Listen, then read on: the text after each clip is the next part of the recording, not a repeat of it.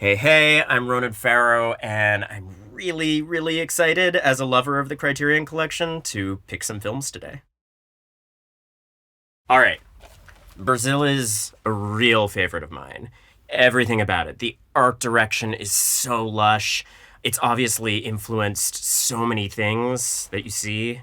So many modern meditations on bureaucracy and Orwellian themes. The latest edition is a beautiful 4K restoration, which I just got and watched. And it's real chef's kiss stuff. The extra features disc has this awesome documentary from the 90s on the whole epic fight over this movie. The studio wanted to gut it and recut it and give it a happy ending, which for anyone who knows the movie is hilarious. So great movie, and the extra features make for a great double billing. Notorious. Incredible cover art, by the way. It looks like a photo, it looks like a still from the film. It's not, it's an original piece of pencil art that's photorealistic. And the composition is so awesome and references this moment in the film where, for me, just evoking it, seeing the art, gives me chills. I don't think there's a movie for me that is a more perfectly tuned kind of Rube Goldberg machine of tension. The party scene in Notorious, in particular, where you start out with this crane shot from a balcony, which he actually had to build a whole custom rig to get up that high and go that far. And you zoom in from this very, very wide shot of Ingrid Bergman in a crowd all the way into this micro shot of her hand fidgeting nervously and holding a key. And the fact that it's a single continuous take really makes you feel the contrast, that she is an isolated figure, completely alone, fending for herself in a really dangerous situation. So I think it's a very cool, very ahead of its time movie, and the Criterion edition is awesome. All right, up next, we've got some Pakula, one of my favorites, Klute.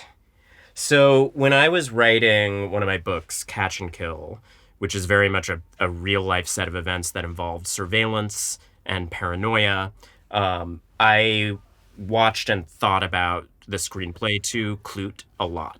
And I thought about Pakula's direction a lot. I wanted to, in the writing, actually evoke what it's like to be followed in a way that I think this movie does completely brilliantly. Works really well as a double billing with Rosemary's Baby, which is a great Criterion edition that's currently out of print, which is my little lobbying for Criterion to get that back in the catalog, because they're both pieces about women being watched. Very much a continuation of some of those themes in Notorious. Women being watched, women being gaslit, women being disbelieved.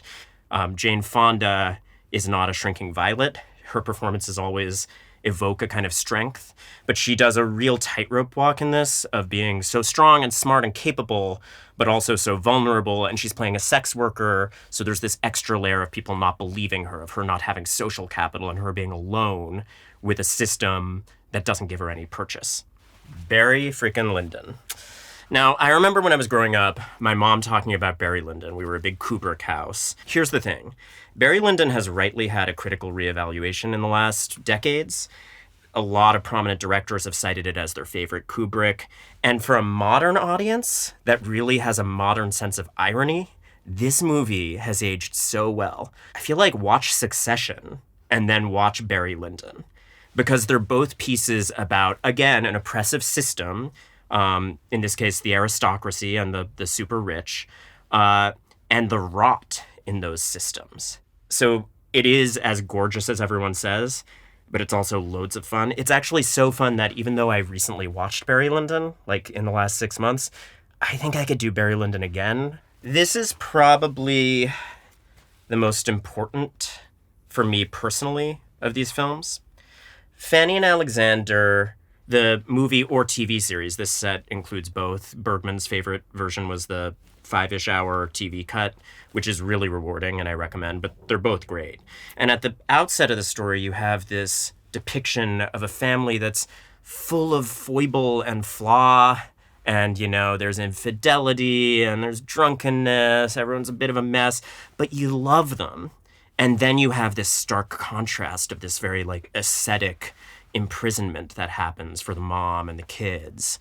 And it's horrifying. And you want them to resist and escape so much. And the way that they do, which then veers into magical realism, is so cool. For me, maybe just because it resonated so much going back to my childhood, I think it's my favorite. I love Persona. I love a lot of Bergman's stuff, but this one is so vivid and so personal, and you really feel that.